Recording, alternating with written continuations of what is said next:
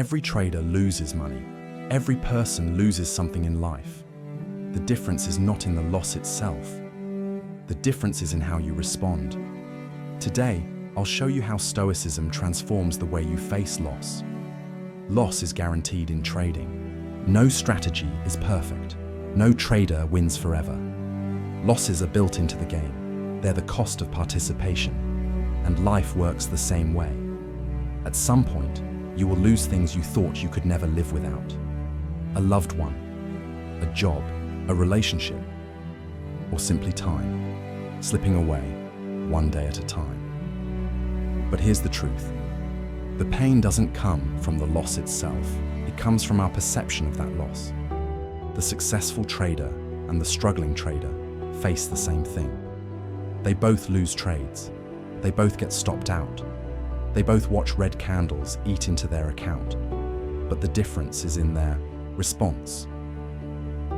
The successful trader sees loss as tuition, as the price they pay to have an edge in the market.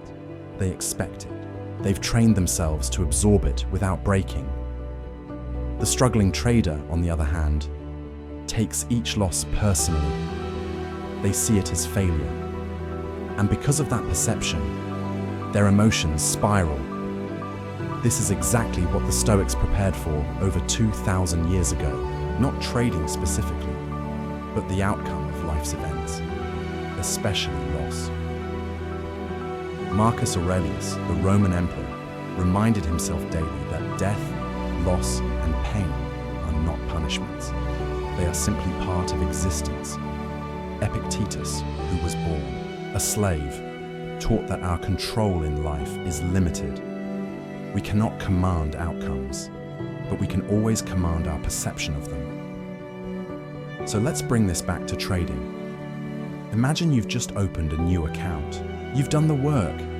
You've back-tested your system. And within the first week, you're already in drawdown. The seasoned trader shrugs. They know this is part of the game. They stick to the plan and keep moving forward. But the new trader sees disaster. They think they failed. They feel anger, sadness, frustration. And when those emotions take over, they lose clarity. That's when the revenge trading starts. That's when risk increases. That's when accounts get blown. The Stoics had a principle for this. Control versus what is outside your control. When you place a trade, you don't control the market's next move. You don't control the news. You don't control sudden volatility. What you do control is your preparation, your edge, your discipline, and most importantly, your perception of the outcome. If you've followed your plan, then whether the trade hits take profit or stop loss should not shake your mental strength. The Stoics also spoke about Amor Fati. It means love your fate, not just accept it, not just tolerate it, but love it as if it was exactly what you wanted all along. Think about how powerful that is in trading. You place a trade, you do everything right, and the market still stops you out. The average trader curses their fate. They slam the desk. They swear they'll make it back. But the Stoic trader smiles. They know this outcome is part of the journey. They love it because it teaches patience, discipline, and humility. And here's the real beauty of Stoicism. It doesn't just apply to trading. It applies to every part of life. Lose money in the market, Amor Fati. Lose a job, Amor Fati. Lose someone you love. As hard as it feels, Amor Fati. Because the one thing no one can ever take from you is your response.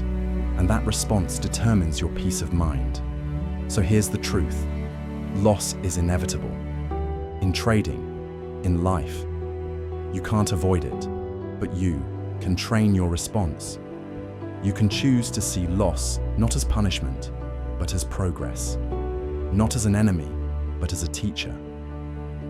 And once you do that, your life changes. Your trading changes. You change. Thank you for watching. If this helped you, subscribe for more depth into Stoicism and trading psychology. And remember, Amor Fati.